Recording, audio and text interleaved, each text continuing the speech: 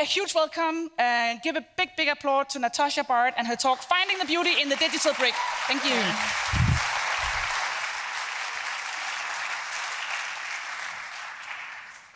Thank you all. I know I'm the last thing between you and dinner, so no pressure there. But super happy to see so many of you here at the end of the day. Yeah, we just get started. So yeah, oh, that's me. Yeah, I'm Natasha. You likely don't know who I am. Totally fine. As Sophie mentioned, my background is as a software developer, and that's what I am, and I expect I always will be in my heart. And yeah, I've seen some stuff. I've seen a lot of things, and and I thought, given the theme of the conference, I wanted to actually just share something that I've learned from all of these different types of things that I've seen over the years.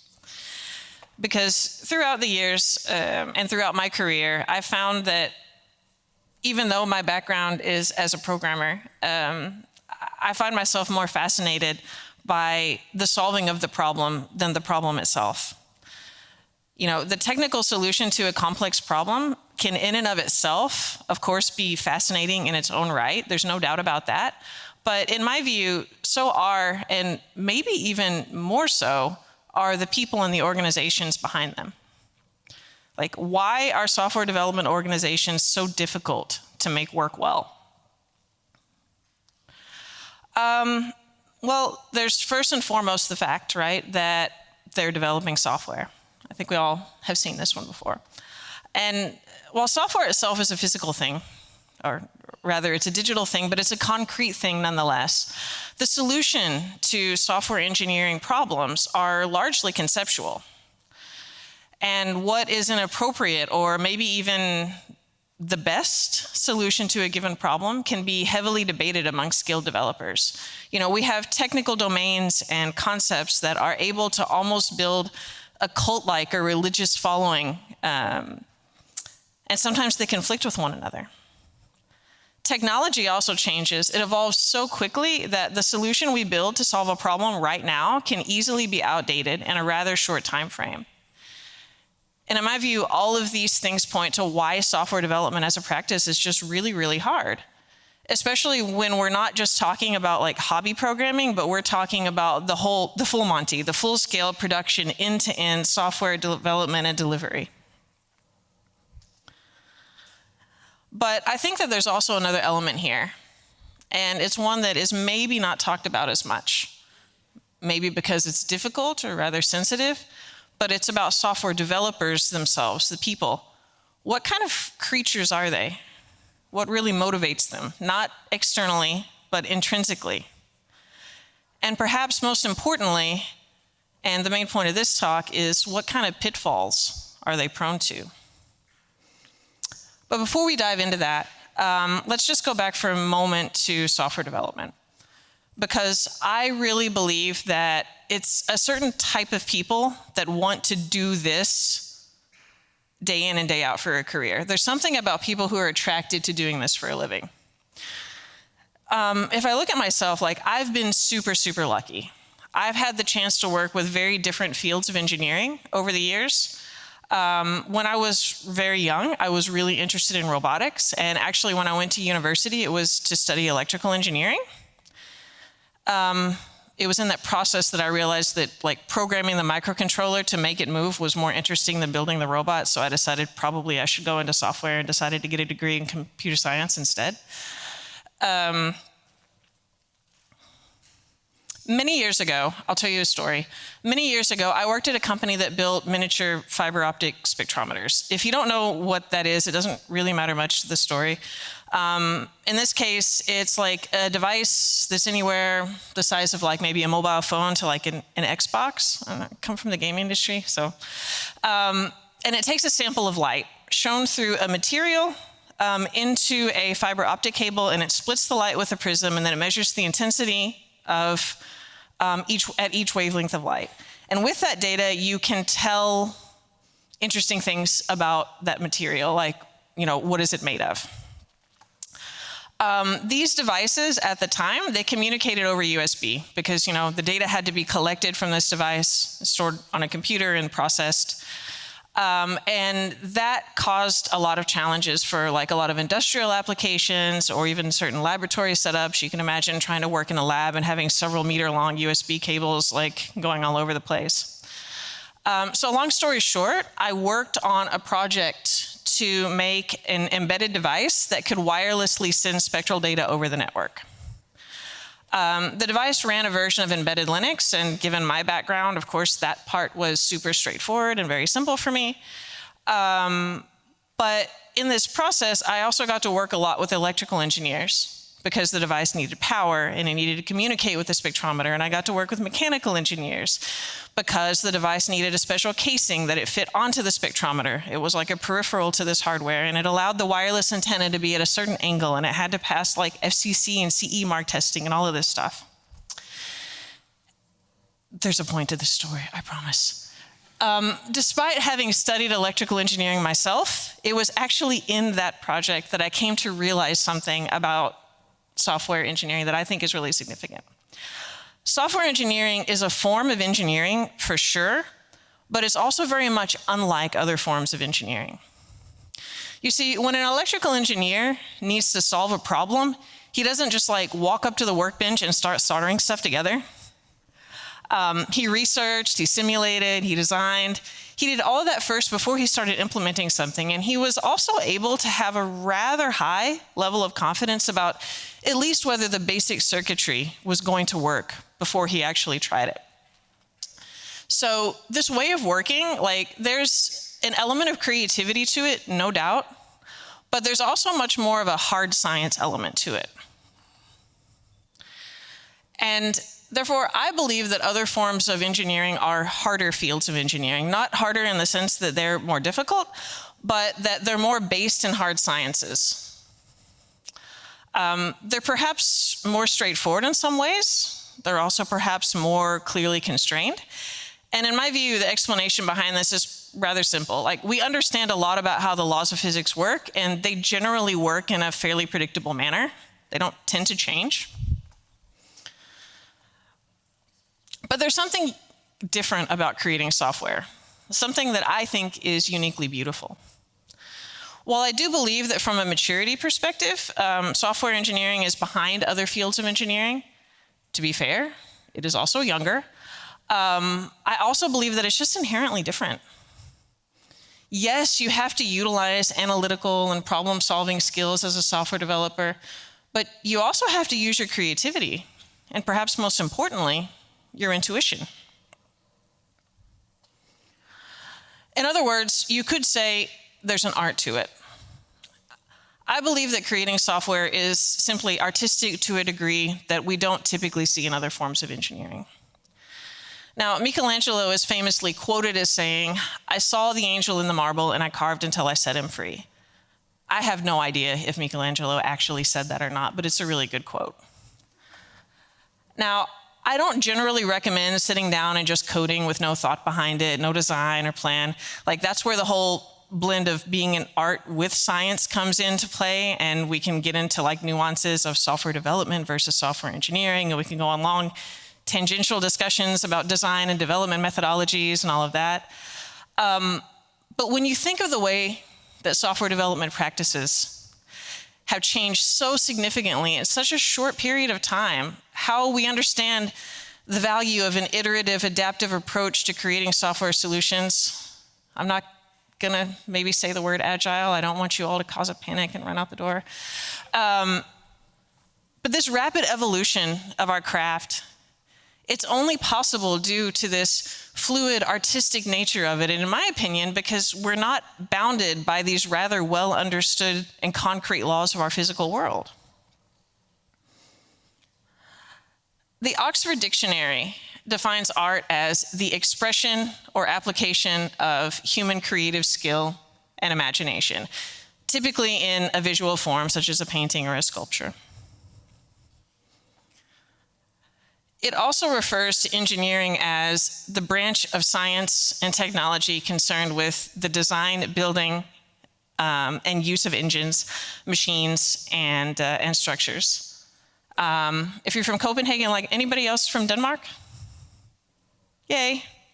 If you're from Copenhagen like me, you might recognize this bridge as an example of questionable engineering.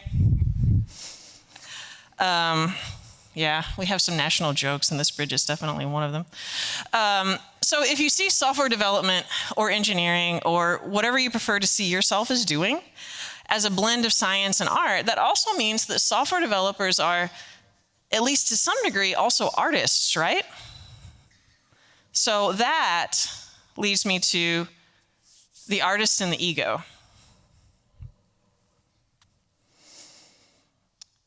Now, the definition of ego: a person's sense of self-esteem or self-importance, right? Like everyone has an ego.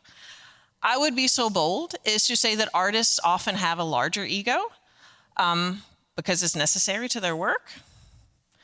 They need to believe that what they create, whether it's a painting or writing or music or sculpture, is of general interest to others. Like that in and of itself is maybe rather bold if you think about it in isolation, but it's also necessary. Otherwise, they wouldn't be driven to create their art.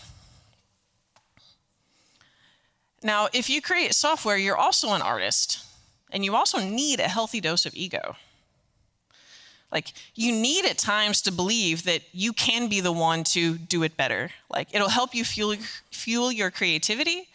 It'll help you boost your intuition. It can even be a key element that drives you to constantly improve your skills and hone your craft, which, by the way, is extremely important given the fact that software development evolves very rapidly due thanks to the fact that, like, you know, the technological landscape that it's built on is just more or less one big piece of moving ground, right? But ego can also be your downfall. It can make you resistant to feedback. You can become convinced that your solution will be better, not objectively, but only because you were the one who made it. And unfortunately, these problems, when they manifest, is not only for like ourselves, but it's for our entire teams, our entire organizations. Why is it so easy for us as software creators to get away with having a big ego? Like, why can we be so prone to arrogance? I think one reason is that companies, especially tech companies, but nowadays, like even companies that are not tech companies per se, are all at the mercy of technology in one way or another, right? And in this context, you are the one that has the answers. Like, you know how things work. What you're doing to people who don't know how to do it just seems like some kind of black magic, you know? Like, as a magician, like, most people don't understand what you're doing, but they think it's really cool. And the thing is, like, if people tell you that you're a magician all the time, long enough, eventually you're gonna end up believing it. And each time, like, you're receiving this fresh dose of ego.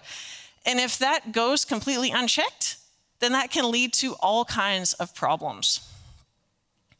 One example is the Dunning-Kruger effect, right? A cognitive bias in which people wrongly overestimate their knowledge or ability in a specific area. This tends to occur, right, because of a lack of self-awareness, that it prevents us from accurately assessing our own skills. It can be sort of summed up that, like, when you don't know what you don't know, you think you know everything. There's so much talk about imposter syndrome, especially amongst really highly skilled people, particularly in engineering fields. And I totally agree that imposter syndrome is a problem.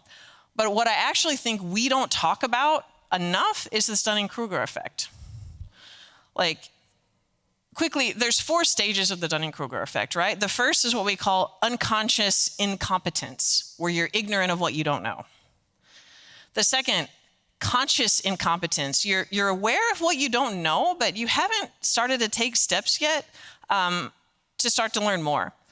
The third, conscious competence. You're actively learning and you're acquiring knowledge about the subject. And then the fourth, unconscious competence. This is where, like, you've mastered the subject so extensively, you might actually forget or take for granted how much you truly know. You might tend to leave others behind without really meaning to. And as humans, of course, we're all prone to different types of cognitive bias and their effects. I believe, personally, that our artist ego, when it's unchecked, is a strong driver for keeping us from moving through these stages. We can easily get stuck somewhere between stages 1 and 3, between unconscious incompetence and conscious competence, because in order to move on, we have to check our ego at every step of the way. And by the way, if you're like sitting out there and you're sitting here and looking in this and being like, I don't think this actually exists, I don't see myself in it, then I have bad news for you. Maybe a little self-reflection is in order. I also think ego can be a driver towards bike shedding, right? Like bike shedding is this colloquial term for what's known as Parkinson's law of triviality. Or this argument that people within an organization will commonly give a disproportionate weight to trivial issues. Like when this was first written about, Parkinson provided this example of a fictional committee whose job was to approve the plans for a nuclear power plant. And in this scenario, they spent the majority of their time on discussions about things like what materials to use for the staff bicycle shed, instead of neglecting the proposed design of the plant itself, which arguably is far more important. When this is written about and talked about, this is very prominent in software development, right? It's often written about with reference to the fact that like trivial things are easier for most of us to understand and therefore have opinions about. I don't deny that that's true, but I actually believe that a key element of here is often our ego. Our ego, it drives us to be right, even about small things, even about trivial things. Letting go and doing something someone else's way, or even going so far as to admit that their way might be better, it's hurtful to our fragile artist ego, even if that thing is actually rather objectively trivial in nature. This behavior can be found more broadly across all forms of software development, all areas, right? In design reviews and code reviews, we can find ourselves spending all of our time doing things like nitpicking minor details. We don't feel like things are done correctly if they're not done the way that we would do them. Incidentally, if like your sort of chosen career path is to go up through leadership, getting past that whole like it's not done correctly if it's not done the way I would do it is one of the first things you have to get past. But this ego, it can also drive us towards perfectionism. And in our day-to-day work in software development, like another example that can manifest itself as yak shaving. Like yak shaving, right? This process of doing many nested or dependent tasks to complete a larger goal. Like every subtask seems to be necessary for its own respective context, but in regards to the actual initial goal, like they're less and less linked and relevant.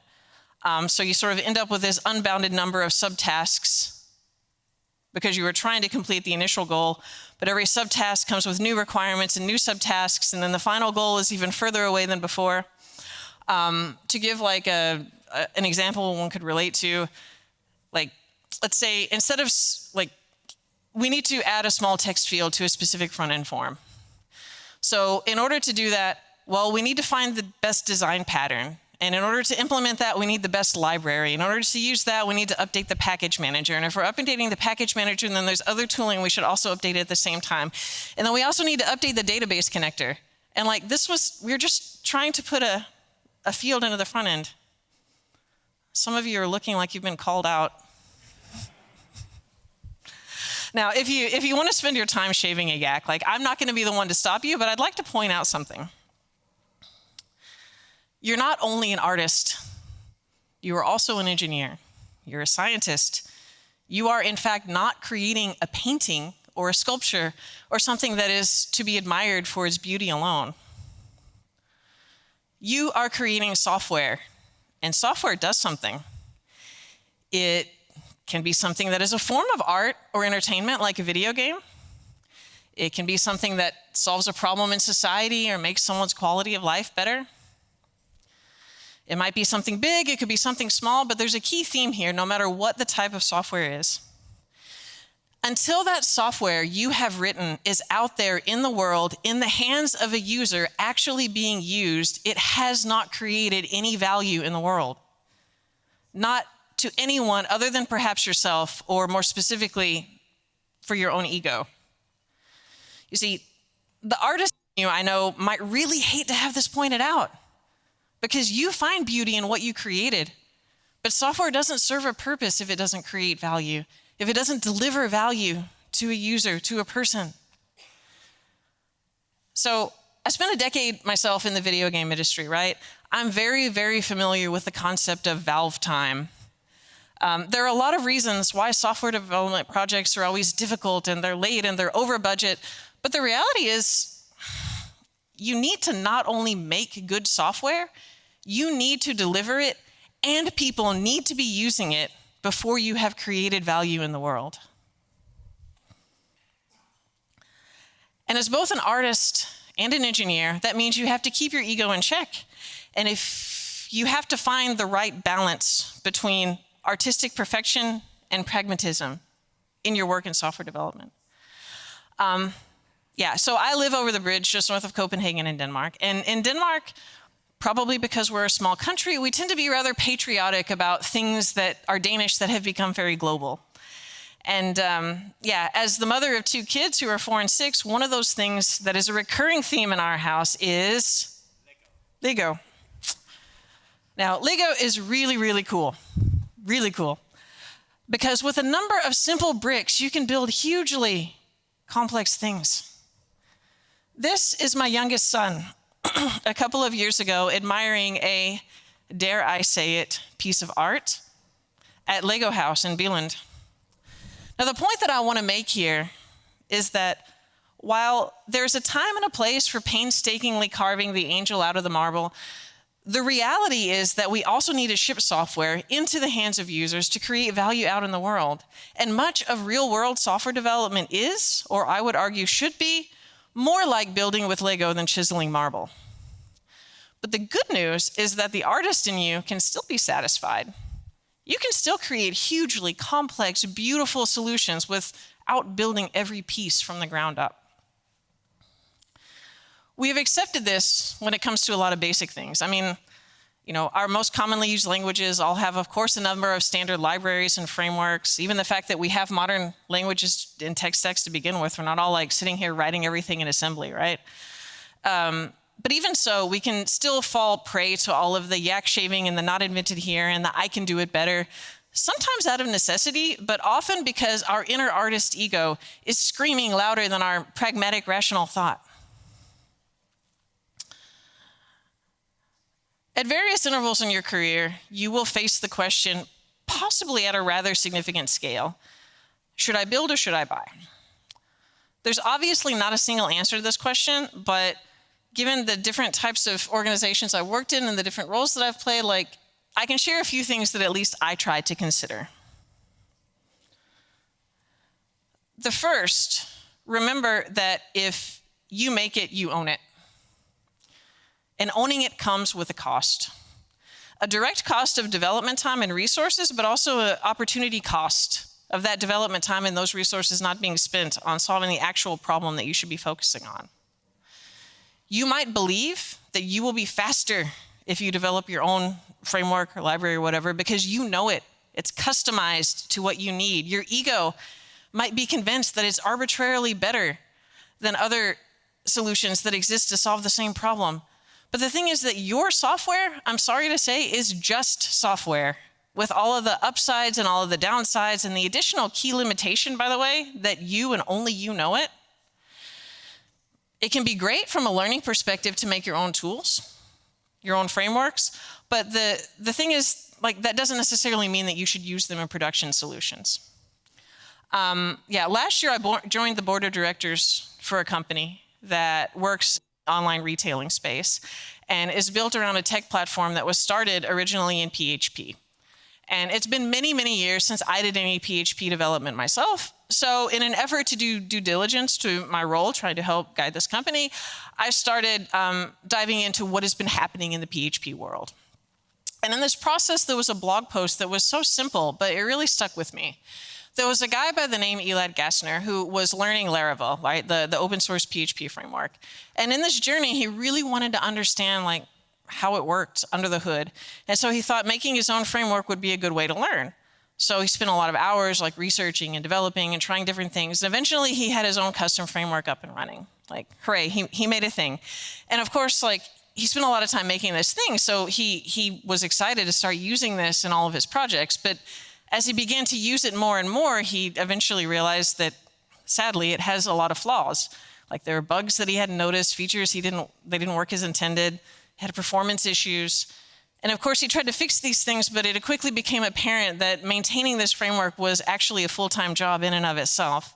He was spending more time fixing this framework than actually building the applications. And every time he fixed another issue, of course, another one pops up because like that's how things work. And that's when he realized that building your own framework, as an example, is a great way to learn, but it's not necessarily the best way to build software. It takes some humility to admit that, and I have a lot of respect for him to be willing to share that story. Now, in this context, right, like frameworks like Laravel and Symfony, they're widely used and they're well tested, and they have a lot of like community of developers contributing to them. But using one of these established frameworks, it made him possible to like focus on building the application rather than solving this intermediate problem. And then additionally, if he's working on a team, he has the advantage that he can work with others who already know those frameworks as well. So the point here is to kind of remember that if you build it, you own it. And owning it is not necessarily simple or cheap, both when you think of kind of the direct cost and impact, but also the indirect cost and impact. The second one, like, are you really a unique and special snowflake? You might be attracted to making your own solution, whether it's writing a piece of software to solve a problem or building your own library or whatever, because nothing does what I need. But often, we can be drawn to believing that we're unique and we're special usually as a cover for our real motivation, which is often, in my experience, one of three things. I don't like it because it's not how I would do it.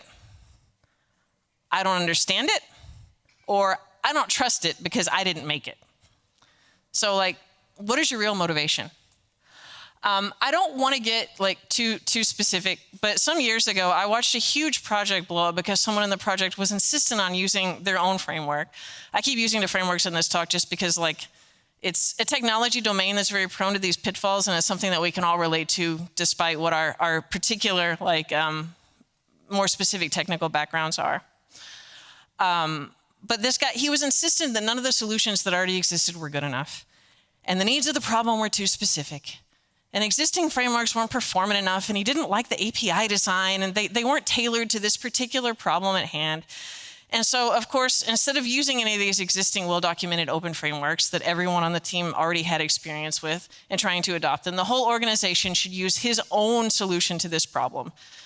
Not only was he too egotistical to admit what Mr. Gassner, I mentioned before, was, that his own framework was, in fact, also prone to all of the pitfalls and bugs of just being a piece of software, and that the maintenance was a huge undertaking in and of itself. But he also seemed rather unaware that expecting an entire team of people to learn his own custom homegrown framework introduces a significant amount of cognitive complexity and overhead to the entire development process.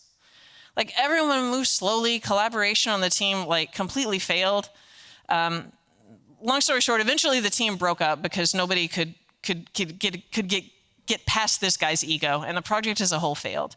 Now, I mean, don't get me wrong, like, it probably would have taken some additional work to make an industry standard framework work for their use case.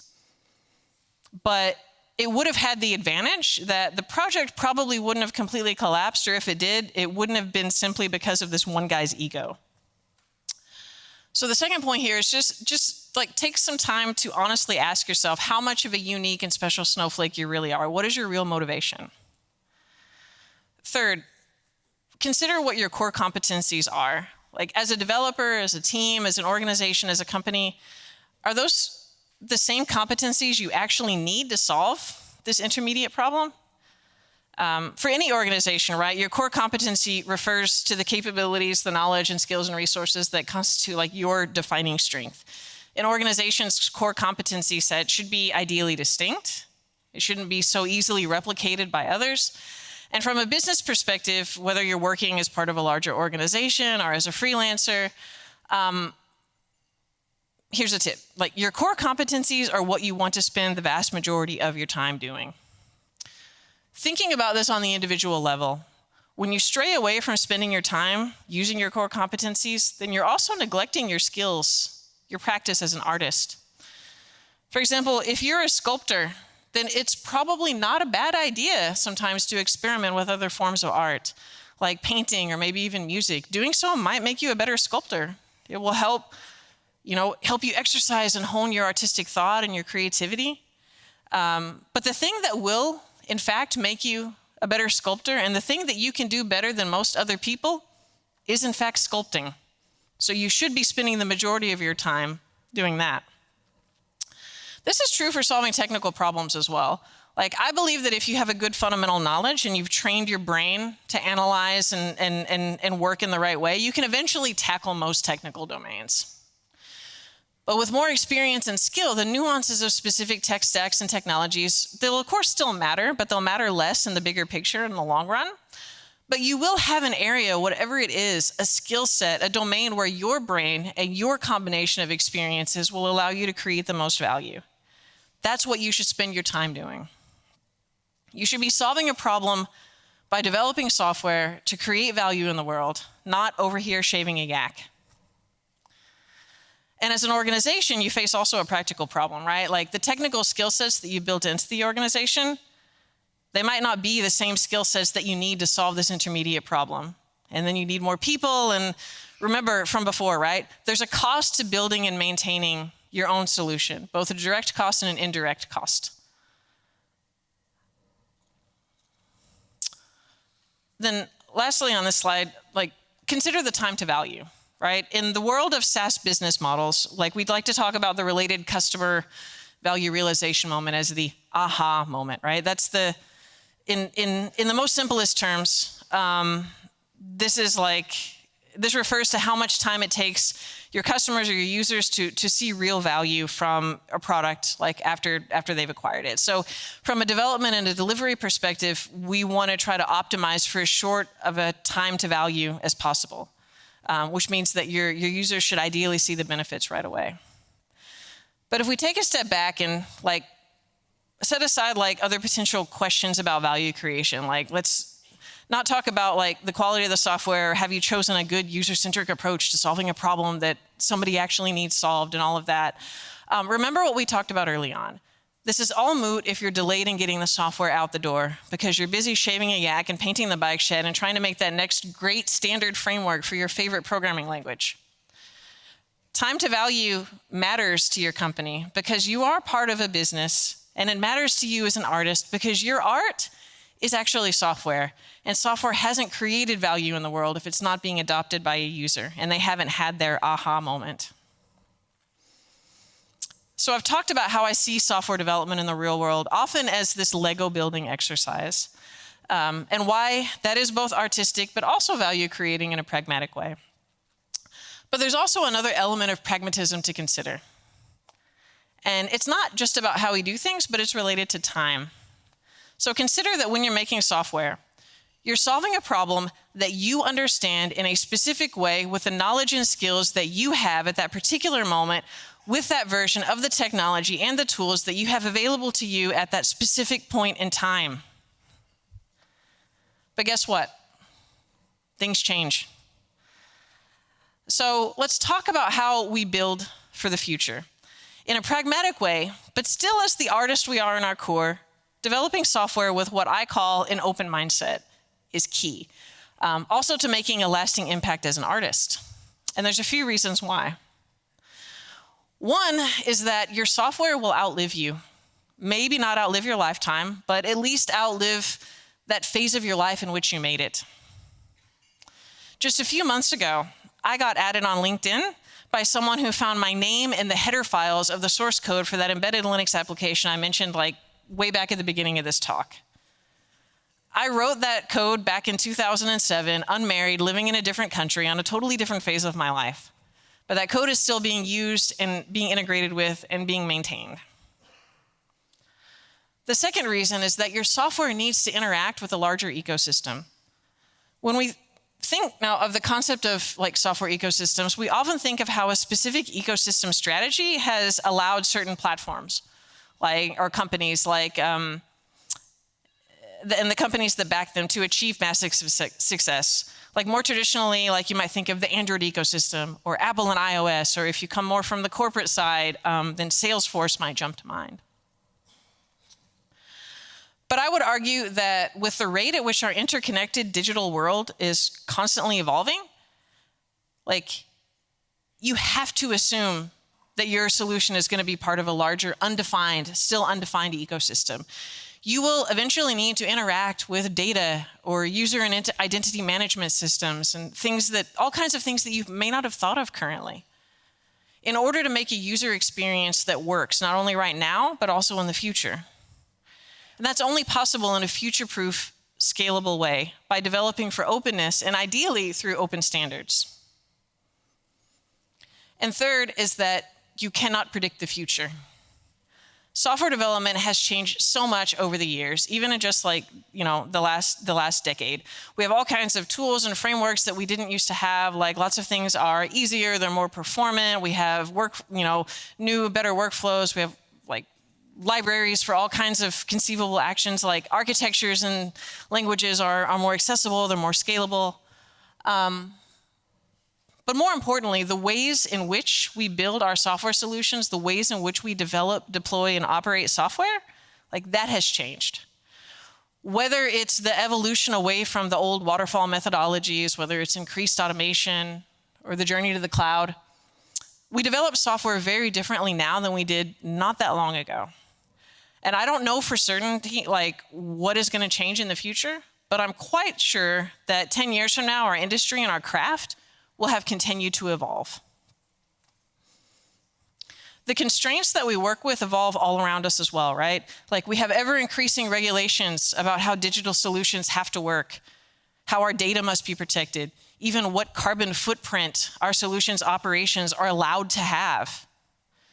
We can build solutions and components for the here and now, but we don't know every detail in how these constraints are going to continue to evolve. Therefore, we have to be future thinking. We have to build our solutions with the expectation that they must also be able to be adapted throughout their life cycle. And so in the name of software development through openness, I'm just going to mention 3 things that I think are often currently overlooked and undervalued. The first is quite simply open source. So if you do happen to know anything about me, you'll know that I have a long history of being very passionate about open source. But in the current political and technical climate, I'm actually more passionate about it than ever. There are all kinds of reasons why companies need to have clear open source strategies and policies. It will support employees who are going to, at the very least, be using, but probably in some capacity also be contributing to open source projects. Like nowadays, more than 90% of code in enterprise software is open source. And if an organization is relying on a particular open source library, especially for key business functionality, it makes sense to be as involved with that project as possible.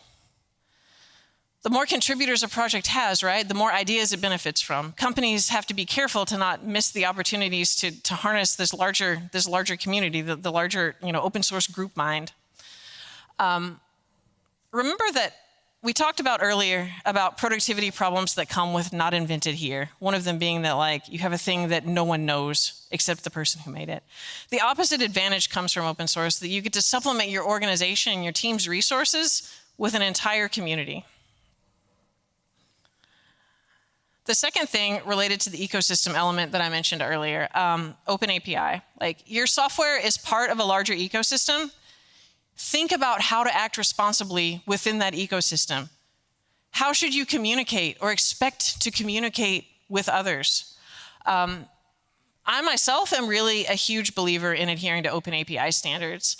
As a development practice, I just believe that focusing on our API layer through a contract-first development approach applies a human-centric approach to the development process, because it forces us to think not only of what our solution has to do, but also from the very beginning, how is it expected to communicate with others in a larger ecosystem? This is a key element of acting responsibly, I think. And this approach also allows us to communicate freely across technical domains, across technology stacks. And the third, which might be the most controversial by some standards, is cloud agnosticity. Now, I know there's a lot of opinions about cloud platforms, and it's very interesting from a tech point of view and very trendy to be going all in with serverless architecture implementations that makes complete and full use of all of these super clever cloud native, but most importantly, vendor locking cloud features. Now, I get the appeal. Like, I totally get the appeal. I really do. It can be super fun and a really novel rabbit hole to go down. And in many scenarios, you can actually end up with a solution that will have somewhat better performance and will use somewhat less cloud consumption. But I also see the other side, the dark side. There are a few reasons why I believe that a nice, simple cloud agnostic architecture, while not necessarily the most technically advanced, is actually the most responsible, open, forward-thinking choice. One is that the world around us is already a multi-cloud world. When we think of cloud, we tend to think typically of public cloud, the big three, right? Google, Amazon, Microsoft. But there are actually so many options, including private cloud, hybrid cloud solutions. And when you're running a full-scale production operation, you need to look into both like the marriage that you have with your cloud vendor, but also the cost to have that marriage. Also, cloud is not new, and we understand, or at least we should understand at this point in time, that not all cloud workloads are created equal. If you're building a solution that utilizes machine learning, for example, you might want to run the end solution in a public cloud with all of the bells and the whistles and the monitoring and have all of that just done for you. Totally fine. But you might also realize that public cloud can be a very expensive place for training models. Maybe you want to do that on a bare metal server somewhere else and only operate the production solution in public cloud. Cloud agnosticity, as a base assumption of our development process, gives us this kind of freedom. There's also data privacy and regulatory compliance. I have a fair bit of experience now working in public sector software solutions, and I understand that this area is, if anything, extremely complex, and that there are and will continue to be a lot of gray areas that continue to be like defined and clarified in coming years. Furthermore, legislation in many highly regulated sectors, like digital banking as an example, actually requires that you can document your exit strategy from your providers, for example, in the event that they find themselves in a compliance issue. Again, cloud agnosticity is your path to future-proofing your solution and recognizing that it exists within a larger, ever-changing ecosystem. Now, I've talked a lot about software development and how it's evolved over time and how to take a pragmatic approach to creating software that can also outlive you as an engineer and as an artist. And I've been asked before, like, Natasha, you have such a human-oriented view of the software development process. What do you think about AI? Will AI replace the need for software developers? Should we all be afraid for our jobs? In an effort to not add another big chunk of time that we just don't have to this talk, let's set aside all of the detailed nuances of what is AI and what is machine learning and what is narrow generative AI versus artificial general intelligence and all of that. We'll talk just about the big picture. If we have, up until now, established that software development is a blend of art and science, then what we're really asking is, will AI replace us as both artists and scientists? And here are a few of my thoughts on the matter. Keeping in mind all of these very human aspects of software development that we've talked about today. First, I think we should be radical, or we should be clear about how radical the situation actually is, especially considering the current technology that we have now and what we can expect, short-term to mid-term. As humans, we have always used the development of technology to automate tasks and allow our labor and our resources to be spent elsewhere. The first industrial revolution began in Great Britain in the 1700s. The American Industrial Revolution followed in the late 19th century. This revolution of how we work and how we spend our time, and that being driven by the development of technology, is not a new thing. The technology now is just digital rather than mechanical. And secondly, remember that software development is a blend of science and art, and AI lacks emotional intelligence. I believe that emotional intelligence is one distinguishing factor that will always make us relevant in the workplace. The importance of emotional intelligence in the workplace cannot be overemphasized, especially with our craft when dealing with clients and, in the case of software, understanding user needs and how to create value for a human being.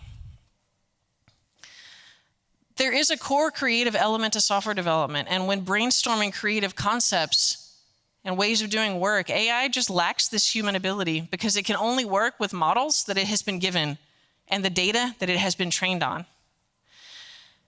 And even if we think of most practical software development as building complex solutions with Lego, even if we build our solution with bricks, we do in fact still have cases where we need to make new bricks. And just on a practical note, I could go also off on a very long tangential presentation about all the ways in which AI-generated code produces poor results, both in an isolated context and when put in the larger software development and delivery process. But unfortunately, that will probably take another hour that we don't have, so maybe next year. So in the end, while AI can help us, and in the short term, a lot of misinformation about it can hurt us, I don't believe that we can be replaced as this half artist, half engineer being that we are. I think finding the balance of artistic perfection and pragmatism might be our biggest challenge. You have to keep a healthy dose of ego. And consider that in the grand scheme of things, I'm sorry to say, you are small and your software will outlive you, and it needs to be just part of a larger ecosystem. The reality is that there is a time and place for building 5-meter-tall dinosaurs out of Lego. And there is a time and a place for creating that new special Lego brick that doesn't exist yet. You are both an artist and an engineer. Be pragmatic, be humble, be driven to constantly learn and improve, and take pride in what you're creating. Now, a lot of this talk has been focused on your artist ego as a software developer and the pitfalls. So what can you do? If you've not heard of it, look into the concept of egoless programming, first described by Gerald M. Weinberg in his book published in 1971, I think, The Psychology of Computer Programming. In this book, he talks about the 10 commandments of egoless programming, which, despite being over 50 years later, still stands true today, at least in my opinion. In an effort to leave you at the end of this very long day with something optimistic, I will share them now, not actually in my own words, but paraphrased by Jeff Atwood. In the interest of time, this is just a very short paraphrasing, but I hope that you will go and look out this old but fantastic book and give it a read for yourself. So, here we go. 1, understand and accept that you will make mistakes. The point is to find them early, before they make it into production. Fortunately, except unless we're working on something like rocket guidance software, mistakes are usually not fatal in our line of work, so you should probably learn, laugh, and move on. 2, you are not your code. Remember that the entire point of a review is to find problems, and problems will be found.